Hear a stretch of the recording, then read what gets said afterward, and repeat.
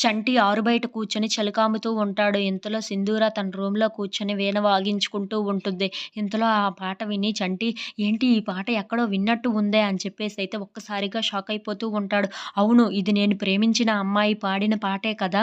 అని చెప్పేసైతే ఒక్కసారిగా షాక్ అయిపోతూ ఉంటాడు. అవును, నేను ప్రేమించిన అమ్మాయి పాడిన పాటే ఇది. అంటే నేను ప్రేమించిన అమ్మాయి ఇక్కడే ఎక్కడో ఉంది. నేను త్వరగా వెళ్లి ఆ అమ్మాయిని చూడాలి అని చెప్పేసైతే అనుకుంటూ ఉంటాడు. ఇంతలో అక్కడ ఉన్న చంటి అయితే ఆ పాట ఎక్కడికి వినిపిస్తుందో అని చెప్పి పరిగెట్టుకుంటూ వెళ్తూ ఉంటాడు. అది చూసి ఇంట్లో ఉన్న వాళ్ళందరూ అయితే ఒక్కసారిగా షాక్ అయిపోతూ ఉంటాడు. ఇంతలో సింధూర రూమ్ దగ్గరికి వచ్చి ఒక్కసారిగా ఆగిపోతూ ఉంటాడు. ఇంతలో అక్కడ ఉన్న సింధూర అయితే ఆ పాట వాగించడం చూసి అమ్మాయి గారు అని చెప్పేసి అయితే పిలుస్తూ ఉంటాడు. ఇంతలో అక్కడ ఉన్న చంటిని చూసి ఏంటి చంటి అని చెప్పేసి సింధూర అడుగుతూ ఉంటుంది. ఆ మాటలు వినగానే అక్కడ ఉన్న చంటి అయితే నేను చిన్నప్పుడు ప్రేమించిన అమ్మాయి గారు మీరే కదా అని చెప్పేసి అయితే అంటూ ఉంటాడు.